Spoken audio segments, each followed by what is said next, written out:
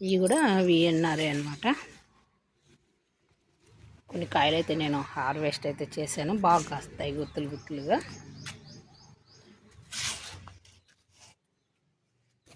ఇది పండు పారిపోయినట్టు పోయింది, ఎండలకు విపరీతమైన ఎండలు కాస్తున్నాయి కదా, అట్లా అయిపోయింది అనమాట. బాగా కాస్తాయి ఇవి.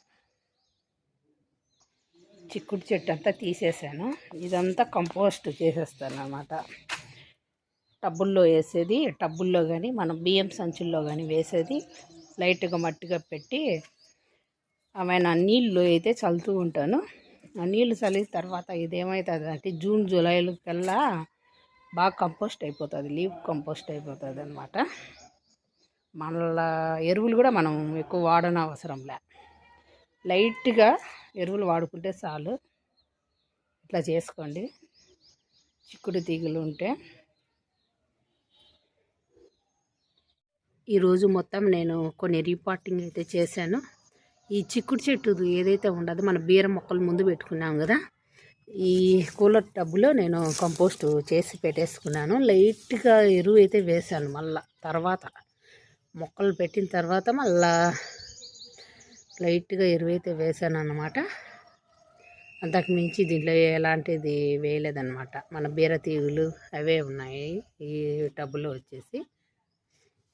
కాయలు అయితే బాగానే వస్తున్నాయి, ఈ ఎండలో అయినా కాయలు బాగానే వస్తున్నాయి. కోతులు ఒక వారం రోజులు కోతులు రాకపోతే మనకు హార్వెస్ట్ అయితే వస్తాయి. గుత్తి వంకాయ కాయలు అయితే ఉన్నాయి, ఈ మొక్కకు కూడా ఉన్నాయి చూసారా. ఇలా లేరు మెదడులో పెట్టుకున్న వంగ మొక్క అన్నమాట. బాగానే వస్తున్నాయి కాయలు.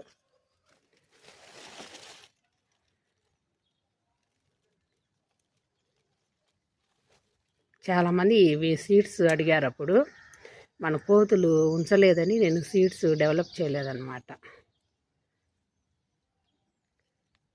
స్టార్టింగ్లో నేను ఛానల్ పెట్టిన స్టార్టింగ్లో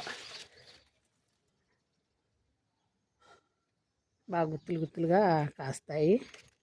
ఫస్ట్ కాయ హార్వెస్ట్ అయితే చేసేస్తాను అనమాట. ఇలా రావడానికి మనము లేరు మెదడులో మనము పెట్టుకునే విధానం. చిక్కుడు చెట్టు ఏదైతే ఉందో చూసారా, మొత్తం ఇందులో వేసి అదిమి పెట్టాను, ఇంకా మట్టి పోసి పెట్టేస్తాను అనమాట. మట్టి అయితే పోసి పెడతాను, కొంచెం పెంచాను అనమాట. తొండలు కూడా ఉన్నాయి మన గార్డెన్లో. దీంట్లో పెట్టేస్తాను మొత్తం. ఇదంతా కొంచెం జస్ట్ కొంచెం ఉంది, మొత్తం టబ్బుల్లో వేసి పెట్టాను, చూపిస్తాను. ఇదిగోండి మొత్తం చిక్కుడు ఆకులన్నీ మొత్తం ఇందులో ఉన్నాయి. బీర తీగులు చిక్కుడు ఇవి ఇదండి కనిపిస్తా. ఓన్లీ మట్టి కట్టి పెట్టేశాను, మట్టి కప్పెట్టేసి కొన్ని సీడ్స్ ఉంటే సిర్రాకు జస్ట్ అలా పైన చల్లాను అనమాట. మట్టిలో కూడా కొన్ని మొలుస్తాయి అట్లా. ఈ టబ్బుల్లో అదేనమాట, ఆ టబ్బులు ఈ టబ్బులు మొత్తం మనము ఇలాగే చేస్తామన్నమాట. మనం కిచెన్ కంపోస్ట్ అంతా ఒక దాంట్లో నింపి పెట్టాను కదా, ఆ మట్టి కలిపి ఇంకా ఓన్లీ మట్టి కలిపి పెట్టేశాను అనమాట. అన్నిటికీ రాలేదు కిచెన్ కంపోస్ట్, ఓన్లీ మట్టి కలిపి పెట్టేశాను. చిక్కుడాకులు బీర తీగులన్నీ కలిపి ఇందులో కూడా అలాగే చేశాను. ఇది రెండో హార్వెస్ట్ వస్తుంది ఆకుకూర. మళ్ళా సీడ్స్ అయితే నేను వేయలేదు. ఇందులో కూడా అంతే, చిక్కుడు చెట్టు కటింగ్స్ అంతా పెట్టాను అనమాట. ఈ చేతిలో కూడా అంతే కిచెన్ కంపోస్ట్, బీర ఆకులు అవన్నీ చూసారా. దీంట్లో కిచెన్ కంపోస్ట్ కూడా ఉంది. ఇందులో చిక్కుడు తీగులు, ఇలాంటి చిక్కుడు తీగులు ఇంకా పచ్చిగా ఉన్నాయి, మొత్తం కుళ్ళిపోతాయిలేండి ఎండకి. ఇలా మొత్తం చిక్కుడు చెట్టు అంతా ఇట్లా చేసి పెట్టాను అనమాట. ఇది కూడా లేరు మీదలో పెట్టినవి చూసారా, ఎంత బాగా వస్తుందో క్రాప్ అనేది మనకు. కాకపోతే కొంచెం ఎండలు కొంచెం డల్ అయిపోయింది అనమాట. చూసారా, మనం ఏదైతే పందిరి వేసామో నేను చీర క్లాత్లతో కట్టాను కదా, మొత్తం కట్ చేసేసాను చూసారా.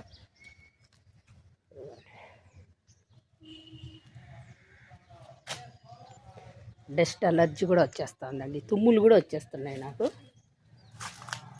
కట్ చేస్తాను తుమ్ములు వచ్చే ముందరగా. చూసారా కొంచెం తీగ ఉంది, ఇదంతా దాంట్లో వేసేసి కంపోస్ట్ చేసేస్తాను. ప్రతి ఇయర్ సేమ్ ఇలాగే చేస్తాను ఫ్రెండ్స్. నేను మొత్తం కట్ చేసి ఇట్లా పెట్టేస్తాను అనమాట. చూపిస్తాను. ఇట్లా తీసుకెళ్ళి గార్డెన్ అంతా క్లీన్ చేసేది కూడా ఉంది. ఇదంతా సర్దేసుకున్న తర్వాత మొత్తం క్లీన్ చేసేస్తాను. వర్షాలు కూడా ఉన్నాయి అంటున్నారు. మనం మిద్దె అనేది కాపాడుకోవాలి. మట్టి అనేది పైన పాకి పట్టకుండా మట్టి లేకుండా చూసుకుంటే గార్డెన్ అంతా క్లీన్గా కానీ ఉంటే మనకు బాగుంటుంది అన్నమాట. ఇట్లా వేసి